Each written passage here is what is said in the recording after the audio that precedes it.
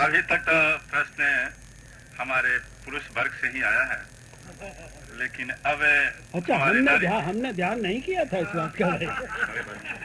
तो ये तो हमारे प्रति बड़ा भारी अविश्वास है हमारे। लेकिन नारी समाज से भी एक दो प्रश्न आए हैं। तो अन्नपूर्णा देवी अध्यापिका हैं सिलाई सेंटर दरिहट के, उनका प्रश्न है, कृष्ण के विराट रूप के वर्णन के संबंध में जानना चाहती हूँ, मुझे भ्रम है। विराट रूप, कृष्ण का जो विराट रूप।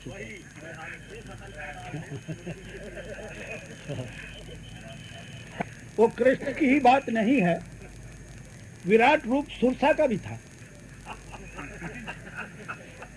क्योंकि उस वक्त आदमी ये कल्पना नहीं करता था कि इसी शरीर में कोई शक्तिशाली भी हो सकता है। जैसे हाथ की कल्पना नहीं थी, एक आदमी लाख चीजें संभाल सकता है इन्हीं दो हाथों से, तो कई हाथ बना दिए।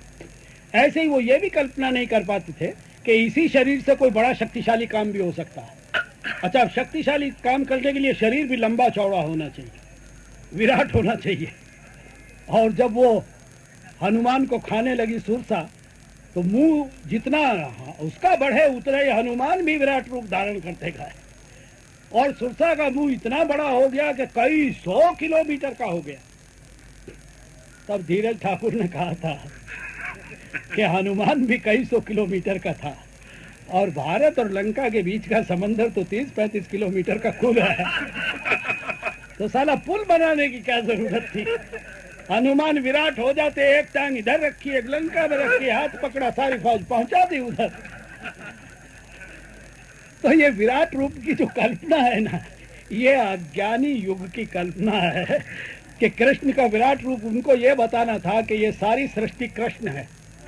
अब विराट रूप बनाया। इतना ही नहीं, जब वो बच्चे थे, एक दफा उनकी अम्मा ने कहा कि तूने खाया है मक्खन? नहीं खाया। कहले मुंह खोला। कृष्ण ने मुंह खोला तो पूरी सृष्टि है उसके अंदर। डर गई यशोदा माता, बाप रे बाप, कैसा लौंडा है, कैसा लड़का है भाई, इसमें तो पूरी सृष्टि है। तो वो कभी बहुत विराट बनकर दिखाता है, कभी वो मुंह के अंदर सृष्टि दिखा देता है। अब ये अंधविश्वास वाली पुरानी बात है, इनमें कोई अब दम नहीं है, कोई विराट रूप किसी का होता नहीं। अगर जरा सा भी शरीर आपका फूल जाएगा तो समझ लीजिए कि आप मर गए, वह विराट कोई होने वाला है नहीं। चलिए।